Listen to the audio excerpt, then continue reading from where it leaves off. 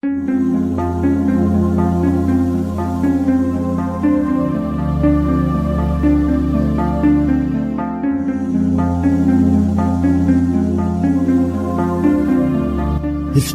tells the story of the world and of our lives. Sometimes that history goes bump in the night.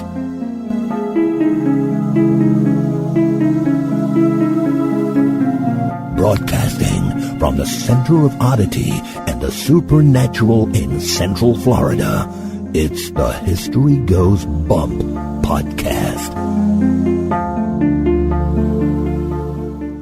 Hello, you spooktacular people. Welcome to this 81st episode of the History Goes Bump podcast. Ghost tours for the theater of the mind. I am your host, Diane. And this is Denise. And we are joined on this episode by special co-host Stephen Pappas. How you doing, Stephen? I'm good. Thanks for having me on again. And we are thrilled because we are going back to the Blue Ridge Mountains, which are, we've heard, gorgeous, according to Stephen. We can't wait to see them ourselves. And we're going to look at the Biltmore Estate. This Biltmore Estate sounds like a really cool place to visit. Y'all come through. Y'all should go to the mountains for a day and do like this and run over to Flat Top and all that stuff. Yeah, I think we're going to be hanging around the Blue Ridge Mountains a bit. Yeah, it's one, it's beautiful, of course, but two, it's got some interesting stuff in Biltmore. Geez, you can kill a whole day there. I mean, we went and got there at 10 in the morning. I don't think we left till sundown. Like, it's just, there's so much to do. There's so many rooms you go in and out of. If you're a history nerd like me, the audio tour thing, I'll stand in each room and listen to it. Oh my gosh, I can't. So it's basically this huge museum. Yeah, it's just a huge, like it says, 252 rooms of just museum. I mean, and you hear 252 rooms, and to me that means like bedrooms. But yeah. I mean, some of these rooms are like a ballroom and stuff. Yeah, like the dining hall is just this. It's that big classic dining room you see in like Beauty and the Beast, and like just the huge table and the chairs. And there's a music wing that they never finished originally because the musician in the home died. I can't remember exactly whether they finished it ever or not, but the room is still there, and it's all just, golly, the library's massive. It's a hell of a place. Sounds like it. Holy cow. But yeah, I'm sure, I don't know if y'all looked at any pictures, but it's huge. I haven't seen any of the inside, but I did see the outside. And, you know, it's hard to tell when it's just sitting there by itself. Yeah. It's like, yeah, I guess it's big, but yeah, when you think about 252 rooms, I mean, that's an apartment complex. Yeah. Yeah. This was once the home of one of the Vanderbilts. And, you know, when you hear Vanderbilt, I always think of jeans. What about you, Denise? Oh, you mean like Gloria Vanderbilt? Yeah. I don't know. It just sounds rich, so I think money. Old money. You'd think so. This family is not rich anymore. Why, because the jeans stink? No, but you know, when you hear about the people who win the lotto and then they spend all the money after they win it? Yep. That's kind of like what the Vanderbilts did. Oh, bummer for them. Before we get into talking about that, we do want to point you over at the website historygoesbump.com. It's got everything you could want to know about the show.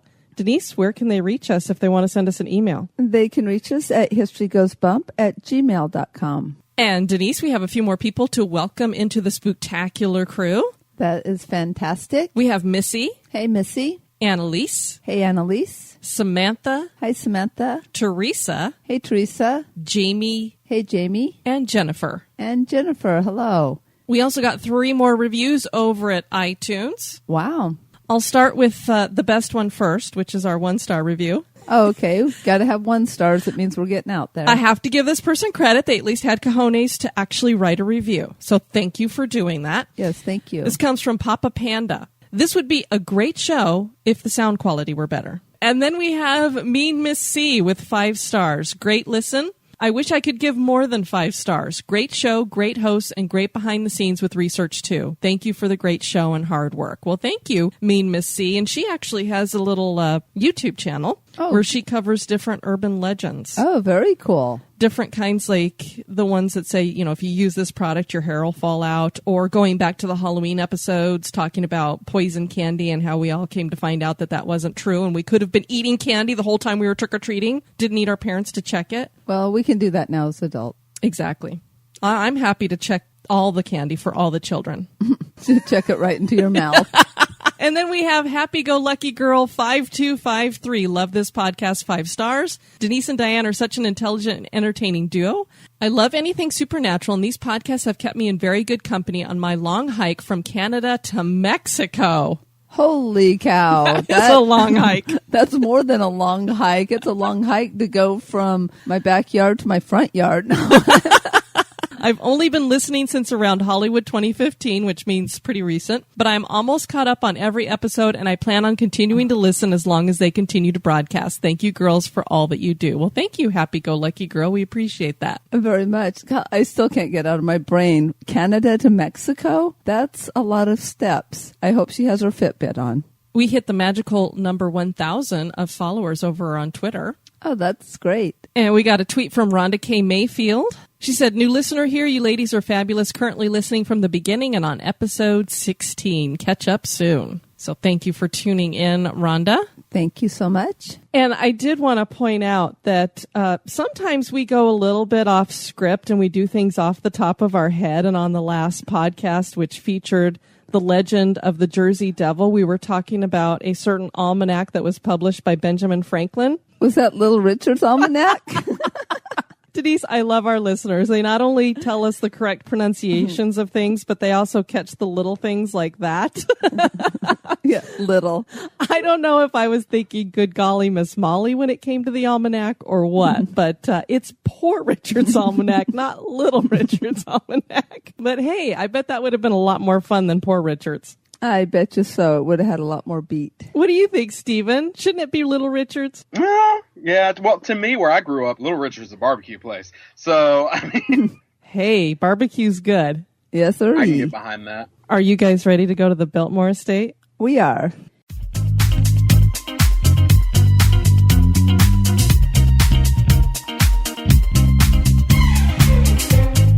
Become an executive producer of the History Goes Bump podcast for as little as $1 a month. For $5 a month, you can access exclusive content like the Haunted True Crime Bonus Cast. And for $10 and above a month, you get all that plus awesome History Goes Bump gear.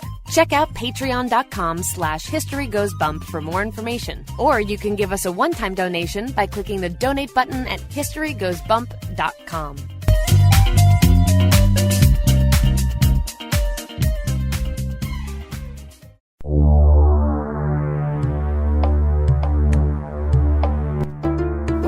This moment in Oddity history.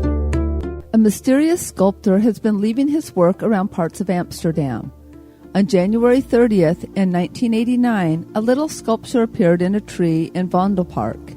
The statue is diminutive, standing only 50 centimeters high. It is cast from bronze and depicts a man wearing work gear and leaning down with a saw in his hand. The saw is butted up against a branch as if the statue is attempting to cut the branch loose. He has been named the Little Woodcutter. No one has claimed to be the creator of the art piece. No one saw the sculpture being installed, although Vondelpark sits across from one of Amsterdam's busiest squares. The piece was placed so securely that the tree has begun to grow around the woodcutter. The same sculptor has installed other works around Amsterdam that include several small men climbing the wall in the Angelisstraat and a musician in the town hall. Why would a sculptor create works that he or she would not claim? Why place them secretly around a major international city? It certainly seems quite odd.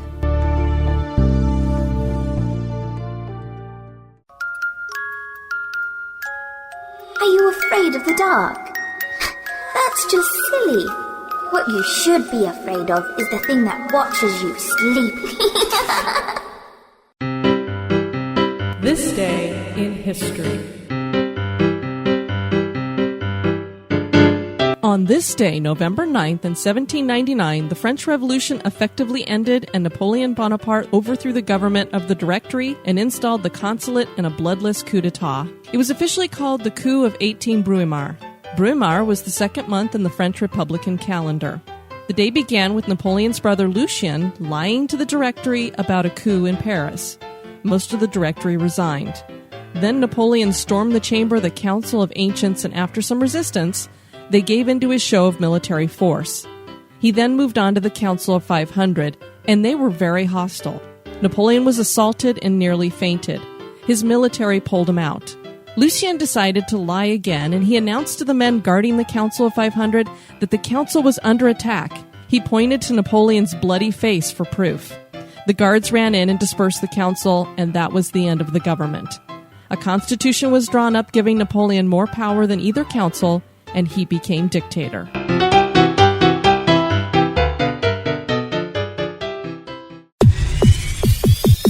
You're listening to History Goes Bump. Many people have heard of the Vanderbilt family. They are a family of Dutch origin that amassed a huge fortune in transportation through both shipping and the railroad. Their prominence lasted through to the mid-20th century, and then the fall of the House of Vanderbilt occurred. Many of their mansions and other properties were torn down, but one survives today and is considered the largest home in America, the Biltmore Estate. It is a beautiful home that housed George Vanderbilt II's family at one time, and it just may still house the family in the afterlife. Could it be that this impressive mansion is haunted? Come with us as we explore the history and hauntings of the Biltmore Estate. In 1784, William Davidson and his family traveled over the Blue Ridge Mountains and so loved the area that they found themselves in that they decided to stay. Other settlers followed, and within a year, a permanent settlement had been established that would come to be known as the city of Asheville.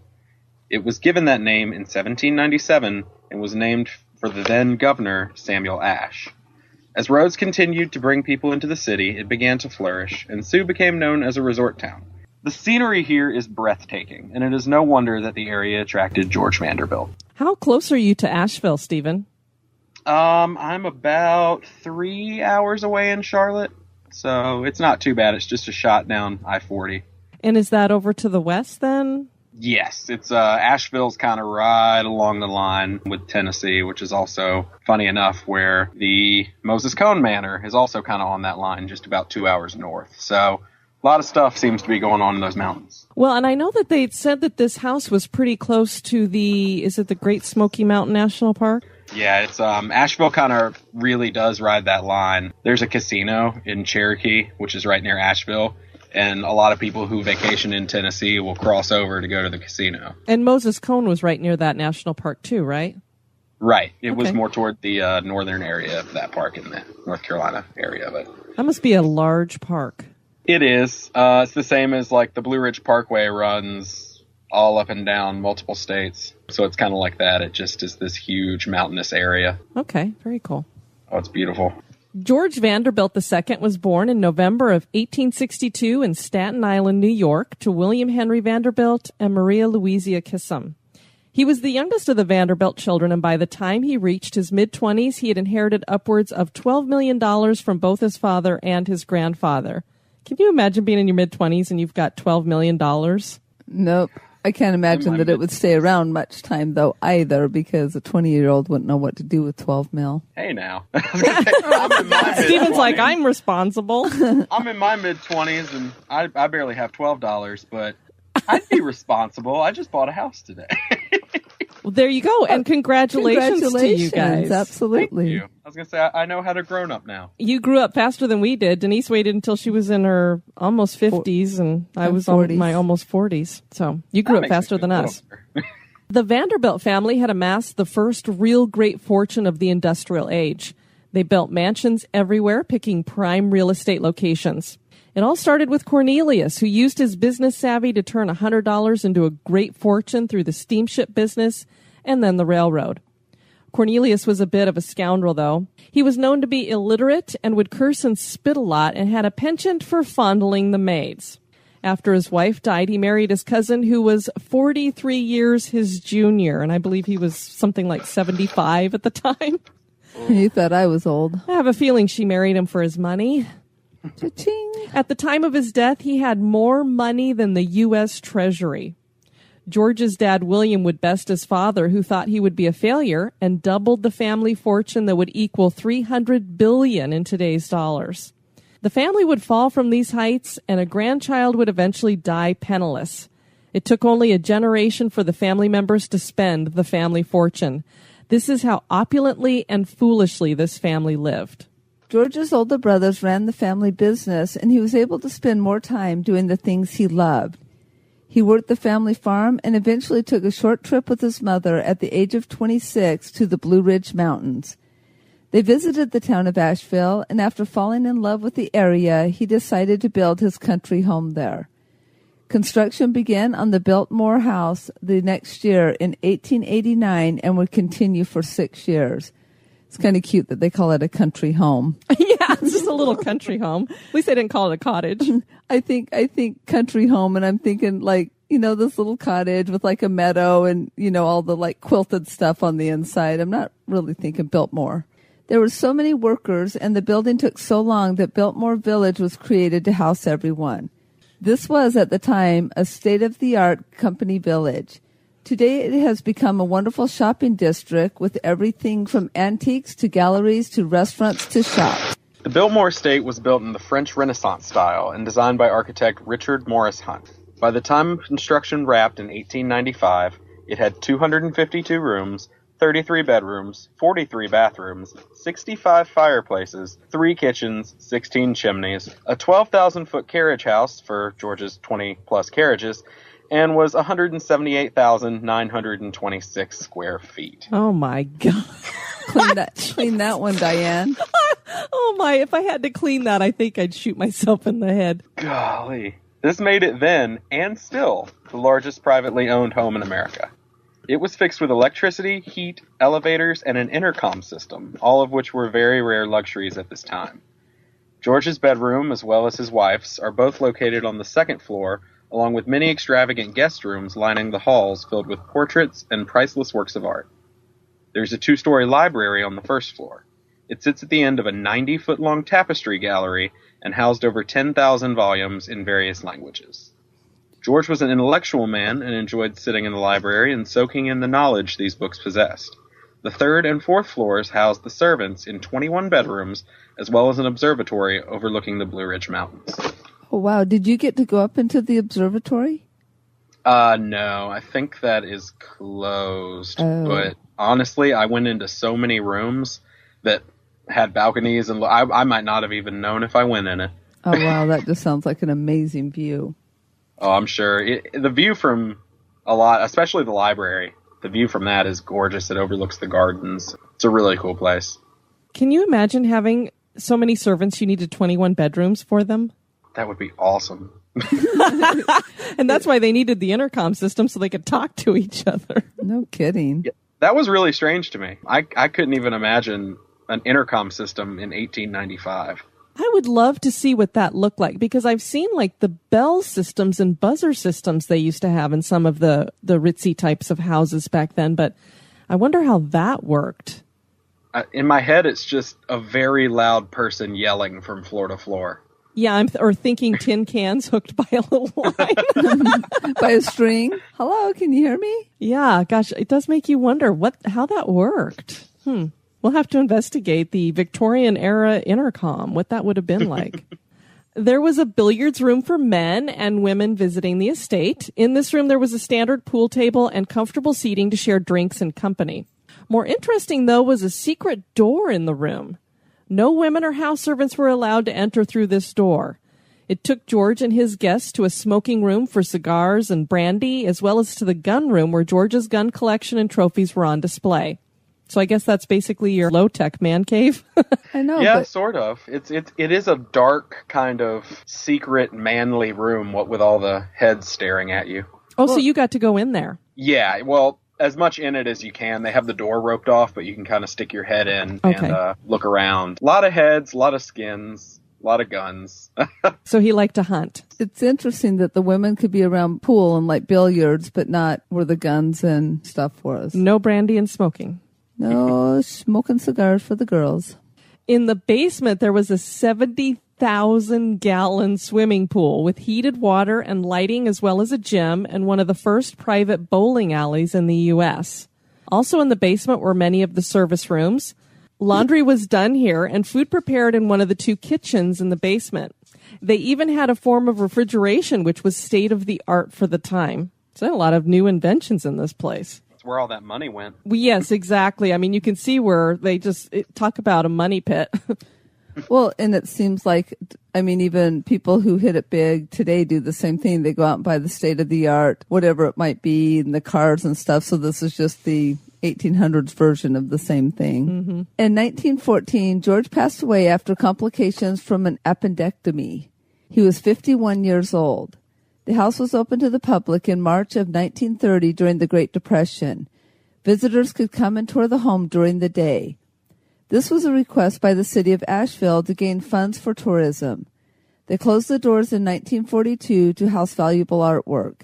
The U.S. feared an attack in Washington, D.C. and transported 17 sculptures and 62 paintings to the Biltmore for safekeeping. Among these were the works of Rembrandt, Raphael, and the portrait of George Washington by Gilbert Stuart. The house was eventually opened to the public again in 1956 and put on the National Register of Historic Landmarks in 1964. Oh, that's a good year. The home has appeared in various films, including Forrest Gump, The Last of the Mohicans, and Patch Adams. The home now houses an inn, a vineyard, shopping and dining options, and hosts more than 1 million visitors each year. George loved his home and the Blue Ridge Mountains. I've been there, and I mean, guys, I gotta agree that the area is gorgeous. I couldn't imagine anybody would ever really want to leave. It would seem many people stick around even after death. Those people include members of the Vanderbilt family. Many visitors to the Biltmore have heard a voice whispering the name George, and many think this could be his wife whispering to her beloved husband. Many have also seen an unidentified woman in black. They say she's wailing, crying as if her heart is broken. No one knows for sure the identity of the woman in black. Some who work in the house have heard crying at night and have even found a diary of a woman who lost 2 young children while living in the house. Could this be the mysterious woman in black?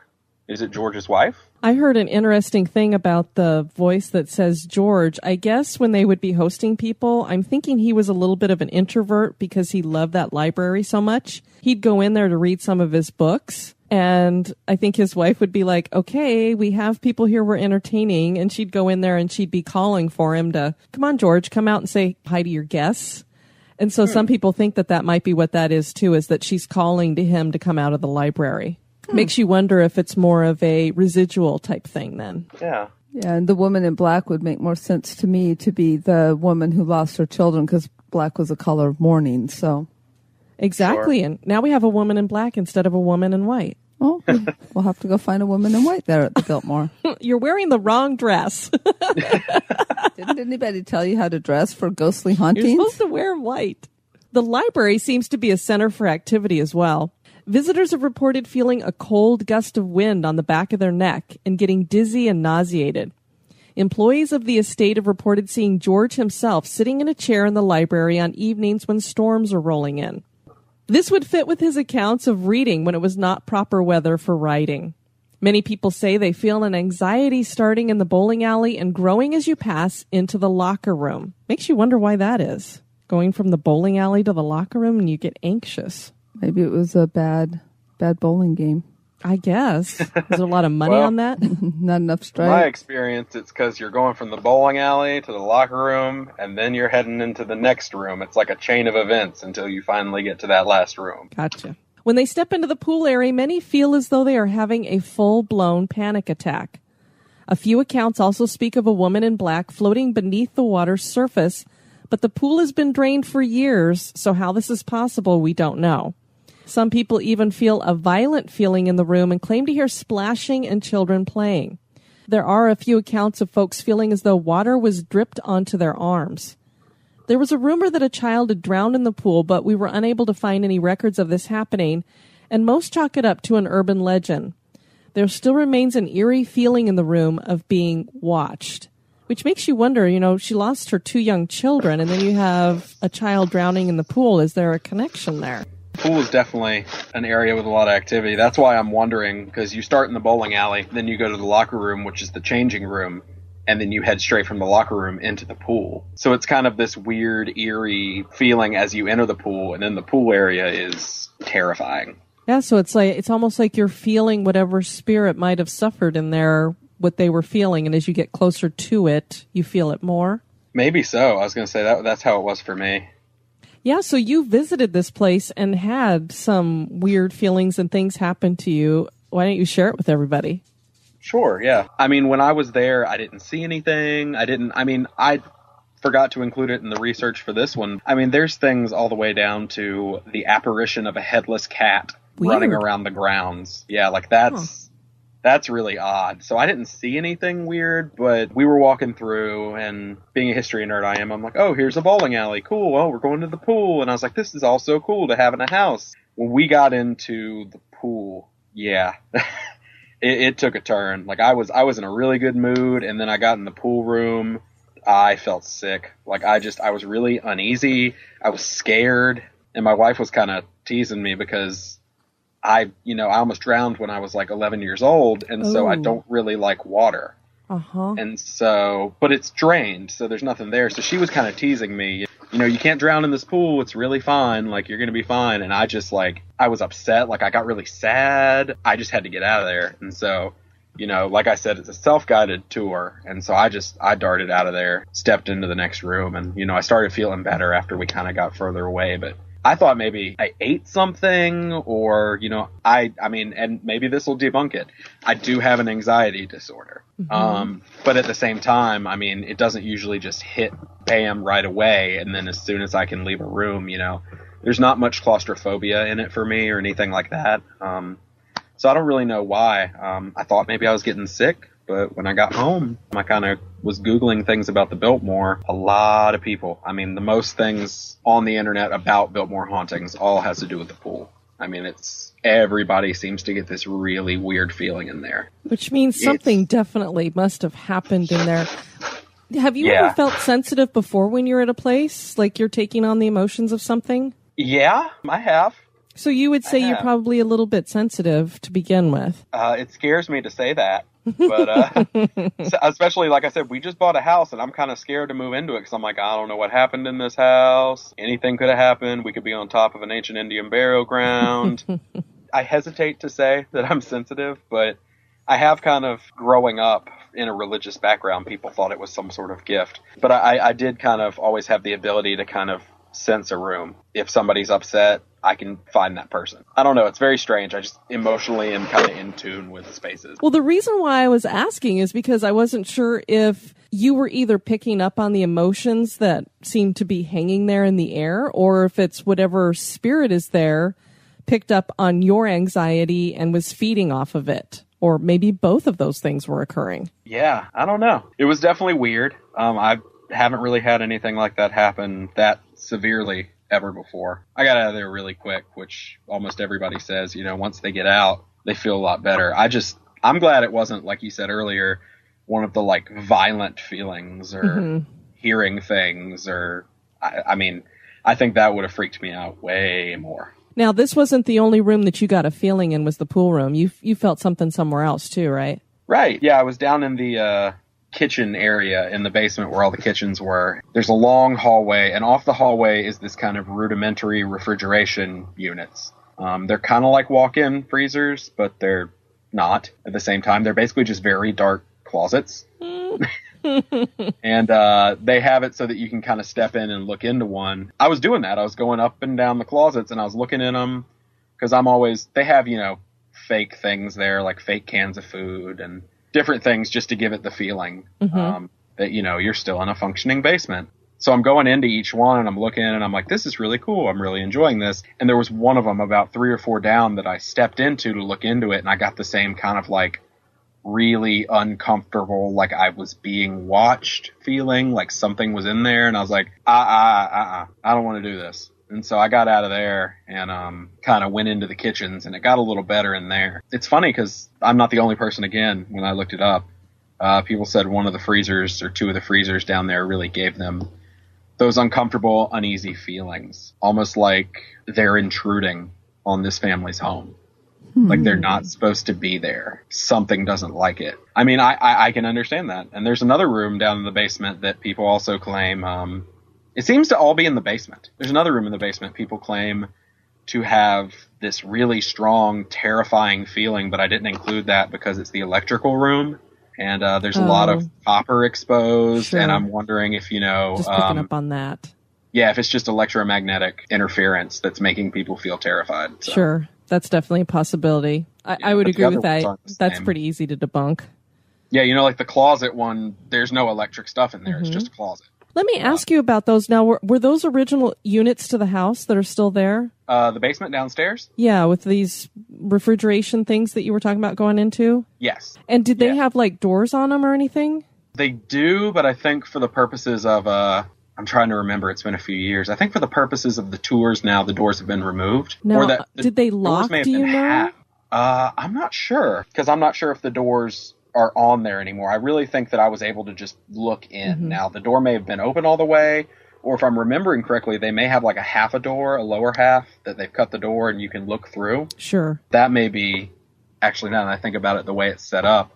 But as far as I know, I don't remember seeing doors. But like I said, it's been a little bit. Yeah, I was just wondering if it was similar to, when we were kids growing up, they told you not to play with old refrigerators and stuff because you could actually get locked in them and suffocate. So I wondered if it was possible for somebody to get locked into one of these units. I don't know. That's possible. Maybe that's why I felt terrified. I was going to say, of course, refrigerators, getting trapped in those was a big fear for me as a kid because of a very graphic Punky Brewster episode. So, it could be that.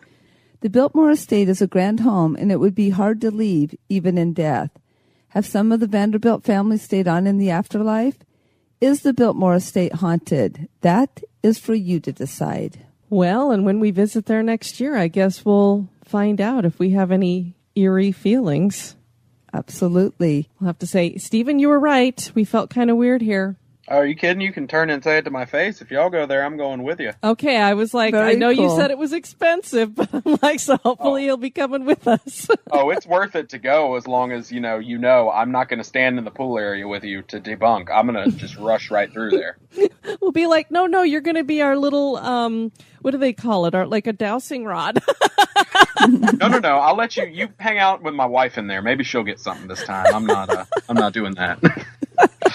He's like, anyway, so I'll just wait out here for you guys. Thanks. Well, Stephen, I want to thank you for doing this research. This is some great stuff that you got here, and it's really cool when we get to talk to somebody who's actually been to the location.